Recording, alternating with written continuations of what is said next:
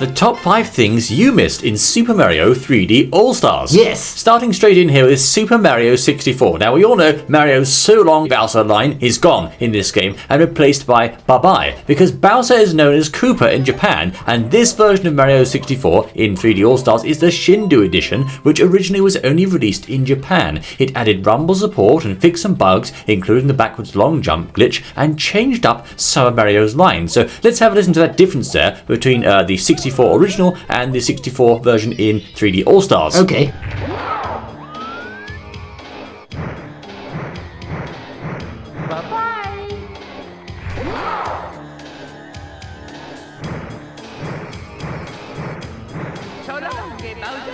So a lot of people already knew about that particular voice line change, but another line that got changed in Mario 64 in 3D All-Stars was one of Mario's jump sounds, which was inexplicably pitched up higher. Can you hear the difference?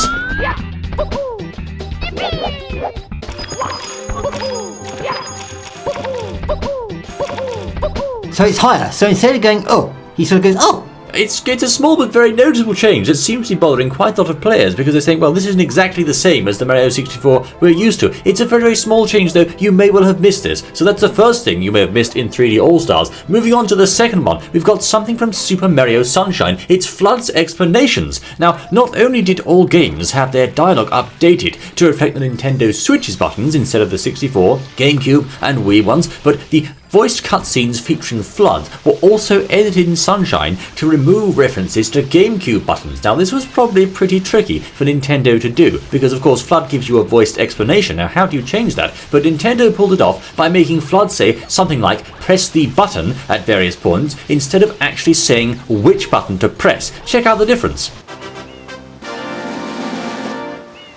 Proceeding with user instruction. Use the R button to shoot water from my tank. Use the button to shoot water from my tank. You can then use the control stick to aim in any direction.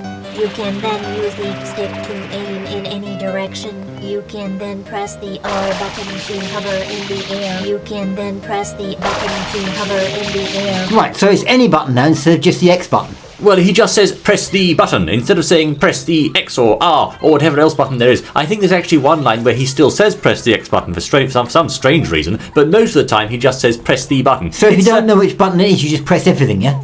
All the buttons, yes. Yeah. It's an understandable change Nintendo would make, because of course the buttons on Switch are different from those on GameCube. Yes. It's still a small, subtle change you might have missed there. Now, moving on to number 3 on our list of things you missed in Super Mario 3D All-Stars, the pointer in Mario Galaxy. Now, it doesn't actually work like a pointer anymore. Instead, it uses motion controls. This is a little awkward at first if you're used to the pointing precision of the Wii Remote when playing Galaxy and scooping up star bits, but Nintendo did such a good job of implementing the motion control pointer that many people may have not even noticed this change, except for the fact that there's pretty much always a pointer on screen now, unless you actively try to get rid of it by holding the controller at a weird angle. It's not quite as good as the original Wii Remote, but it's very close. They did a very good job. Yes, but what's the point of it? Yes, the point. Anyway, yes, so that's number 3 on our list of changes here. Now, number 4 on our list of things you missed in this game, Super Mario Sunshine now supports and runs in the 16:9 widescreen aspect ratio, but there was one part of the game that's been awkwardly yet subtly changed because the originals couldn't be reproduced without reshooting them.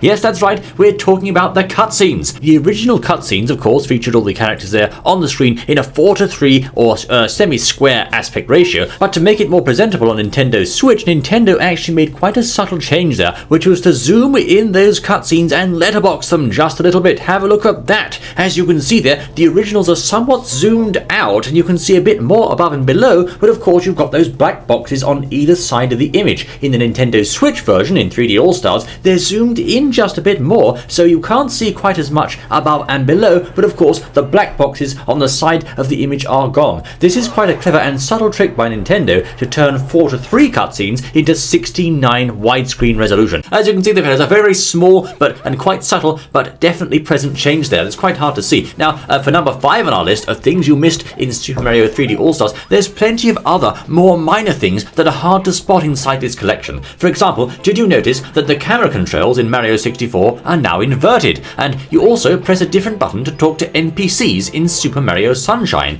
You also, in Mario Galaxy, can't use Mii's as the file icon anymore. So there are many small changes that have been made in Mario 3D All-Stars, despite a lot of people on the internet and elsewhere saying, oh, they're just straight ports, Nintendo are lazy, or whatever else they're saying. Nintendo actually haven't been quite as lazy as people have been saying. They've all these, these quality of life changes, little tweaks here and there, and basically things to make the games more presentable on the Switch, which is totally understandable from a development perspective. There's also been other minor tweaks here and there. For example, in Mario 64 now, a lot of the textures used on the UI and in other places in the game have been modernized and brought up to make to look a lot sharper on the Switch, because of course the original textures on the N64 were quite blurry and muddy, as the textures were back in those days, 24 years ago, 1996. Things have changed since then, and they've really modernized them and made them look a lot sharper. Yes, I think the fully widescreen thing with Super Mario Sunshine is rather good. Yes, that's right. Being able to play Sunshine in full widescreen mode is definitely a treat. Of course, Galaxy always was widescreen from the start, so that one has really not changed a whole lot. But I think they also have updated Galaxy's graphics here and there. They've made certain improvements to the look of Galaxy and generally made it look even more beautiful than it was. I mean, really, if you ask me, Galaxy is the kind of game that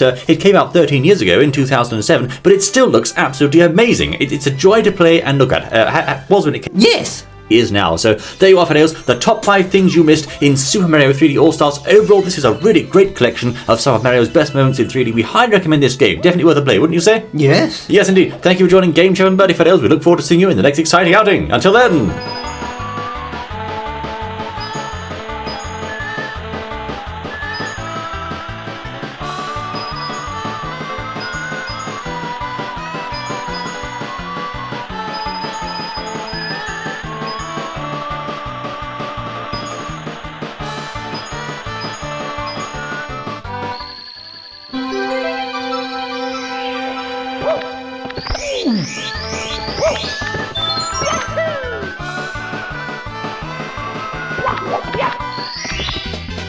Here we go!